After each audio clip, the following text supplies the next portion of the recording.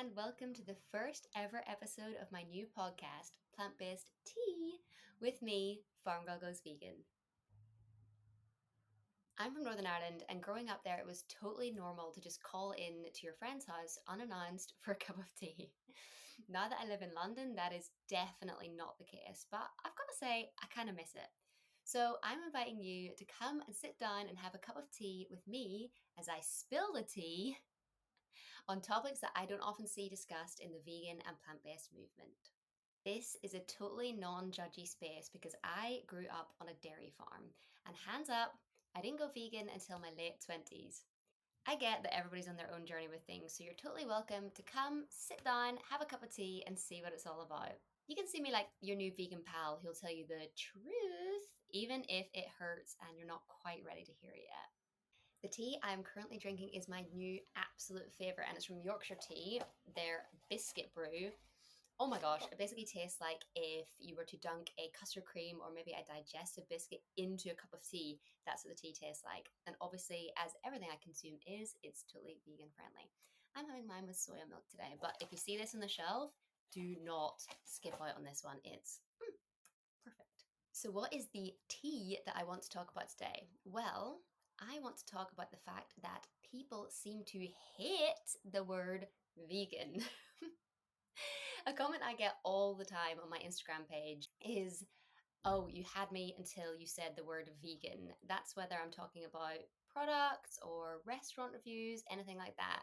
You know, people seem to think it looks great until they hear the word vegan and they're like, no, no, no, could never be me. Bye. So I need to get to the bottom of it. I need to understand what it is that puts people off that word and whether there's anything we can do about it. But I think that we should roll it back just a little bit and talk about the actual definition of the word vegan. So, the word vegan, as defined by the Vegan Society, is veganism is a philosophy and way of living which seeks to exclude, as far as possible and practicable, all forms of exploitation of and cruelty to animals for food, clothing, or any other purpose. And by extension, promotes the development and use of animal free alternatives for the benefit of animals, humans, and the environment. In dietary terms, it denotes the practice of dispensing with all products derived wholly or partly from animals. Okay, vibes to me.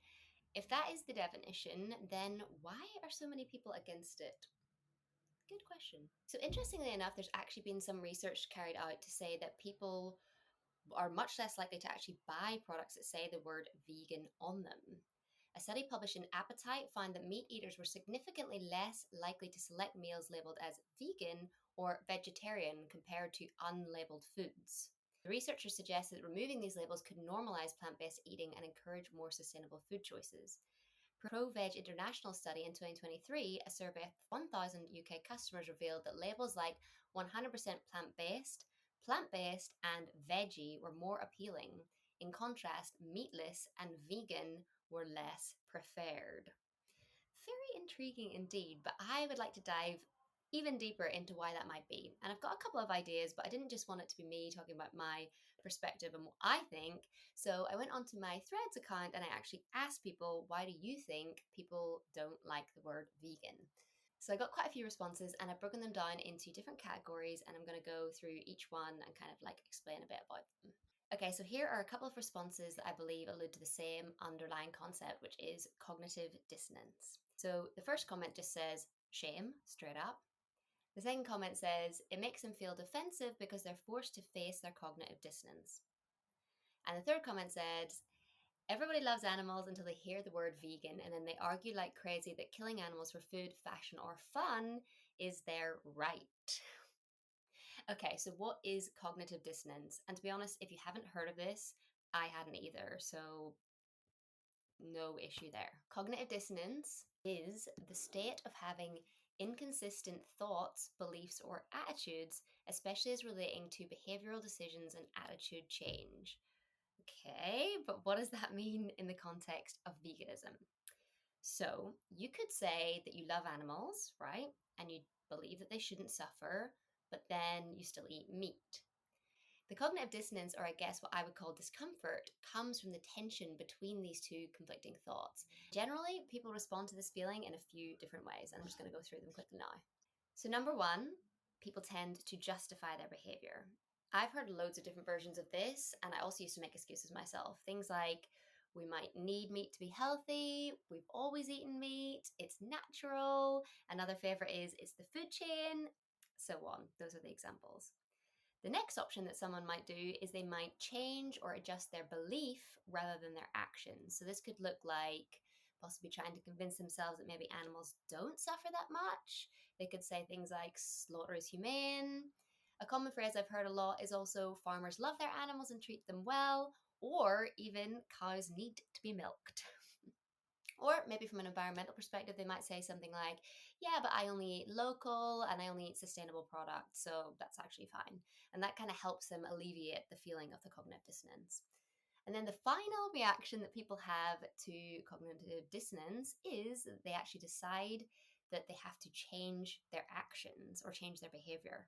They're no longer okay with the discomfort between their beliefs and their actions and that not matching up. So they either stop consuming animal products completely, or they reduce, or they might even go fully vegan.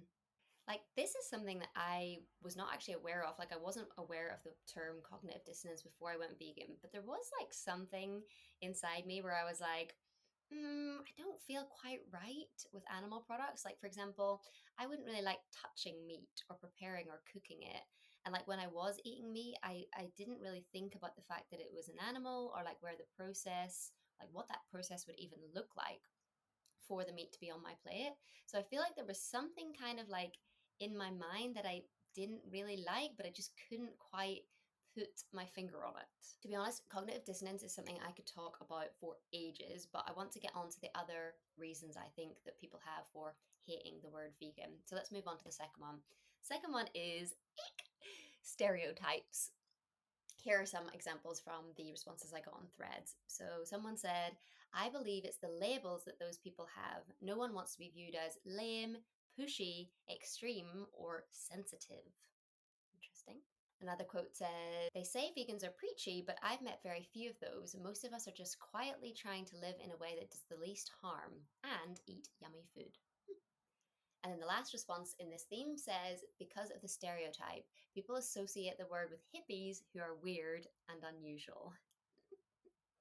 So I actually do believe that this argument has some merit. Veganism can come across as the association with like extremism in terms of both diet and lifestyle, but I have to say that I think that that's largely misguided.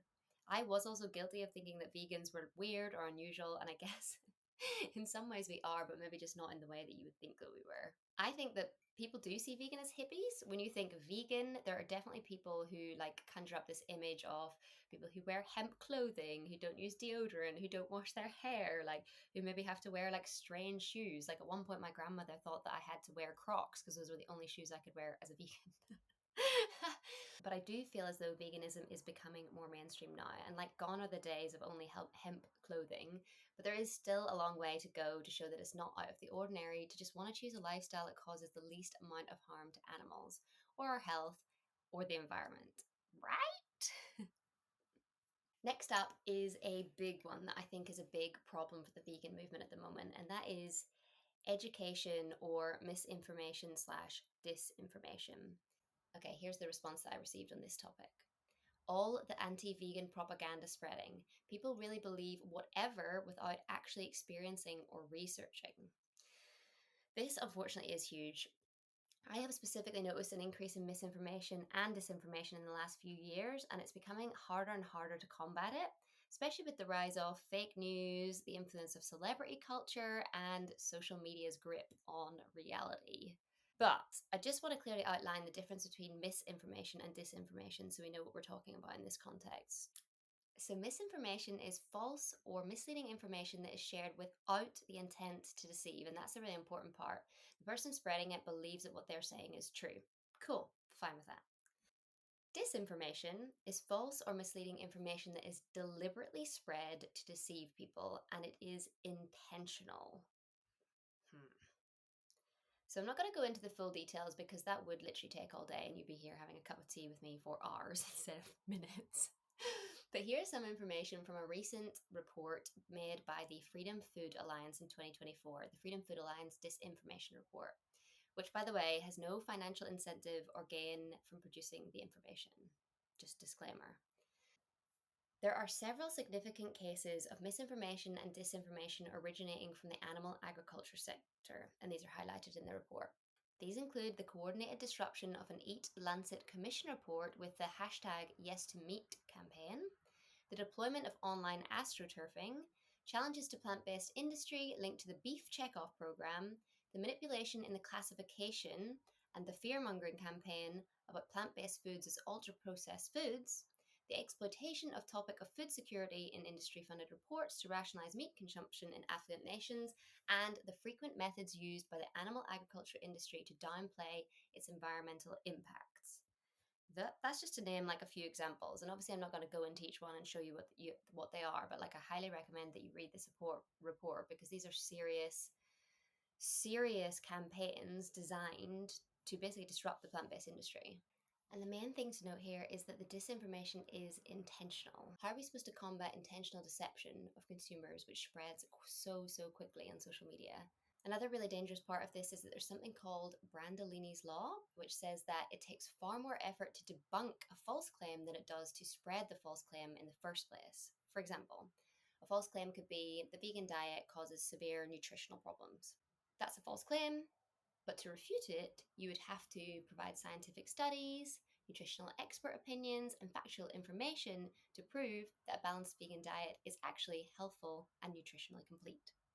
Whereas the person making the claim needs no such evidence. If they say it loud enough and they just repeat it enough times and spread it on social media, that just becomes the truth. Brandolini's Law explains why misinformation and disinformation spread so easily. It's often so much simpler to just make a baseless claim than to address it with well-respected and fact-based responses. Therefore, I think we're in a very trying time as a society. We need to be so careful about what information we're consuming and spreading. But I do feel like the only way to actually combat it is with proper education, and of course, I'm trying to do my part. Next up is bad experiences, like personal bad experiences with vegans. So here are two of the comments I received. One says, veganism is practiced mostly by dogmatic absolutists. Vegetarian doesn't have the same stigma because people aren't discouraged from dipping in and out of it as their needs allow. Saying vegan is like a wall. You're either on one side of it or another. If it was more permeable, you'd have more people trying it, enjoying the food and the benefits to animals and the planet, and maybe sticking around. Wider acceptance would remove the stigma. Okay. And the second comment says, I'm vegetarian, and a lot of vegans are judgmental about anybody who doesn't eat exactly the way they think you should. It's rude and off-putting, and it doesn't make me want to join them at all. Yikes! I've got to say that I felt this one because I'm sad to say that I do also experience judgment from vegans when I encourage people to try, even if they aren't perfect. I think the problem is that a perfect vegan doesn't actually exist in the system. We're in a capitalist society. We don't live in a vegan world, so it's pretty much impossible to actually be a perfect vegan. And also, in my opinion, perfection itself doesn't actually exist. To be clear on this, I am 100% vegan. That's from everything through to food, cosmetics, clothing, bedding, household cleaning products, detergents, everything. I am fully vegan. But I don't believe that I am perfect. And what I believe is in the movement, we need to encourage people rather than discourage them from even trying in the first place. I feel like if people were encouraged to give it a try without the fear of failure or judgment or not meeting the very high standards that they perceive them to be, then many more animals would be saved. And over time, I see that approach as way more sustainable. Not everyone is going to agree with me, and not everyone does agree with me, and that is totally fine because I believe a movement takes all kinds of people doing all kinds of approaches to actually bring it together and get to the place where we can actually, one day, I hope, envisage a vegan world. I want people to join together rather than further separating themselves. I just feel like that is a better approach. Okay, and on to my last topic. Fear. So here are the two comments. They are afraid of what they don't understand. And the second comment says, because a single word challenges their whole lifestyle, and that's a big, scary change to make. Whew! Okay. I do think that fear is part of any change or anything that makes you feel like things are different to how you thought they were. It is a big deal to suddenly turn around and say everything you've believed when it comes to food and how you live is not what you thought. As I mentioned, I grew up on a farm, and this realization hit me hard. Everything I'd known growing up seemed completely normal, but then looking back on it, once I realized the truth, everything just seemed completely warped and changed, and I didn't really know how to confront it. But I guess what I'm saying is it was scary, but I had to make the choice to do what I knew to be the best thing for the planet, for the animals, and for myself. And of course, I wouldn't change it now. I'm super happy that I was able to come to my own conclusion about changing my lifestyle, and that's why I'm here making this podcast. I want to give you information and food for thought so that you can be aware and choose how you want to live, but with the full picture, which I just think is so important. So, just to wrap up and in summary, I do think there is a bit of stigma around the word vegan, and I do think some of the reasons make sense, but I don't obviously think that that is a good enough reason to either stop being vegan or to stop using the word. Maybe it's more about how we present it and educate people on what being vegan actually entails. I hope we can continue this conversation further, and do let me know if you've got any to add or any that you think I missed. Thanks for joining me on my first ever episode, and I hope that you'll join me again for my next cup of plant based tea with me, Farm Girl Goes Vegan. Okay, bye.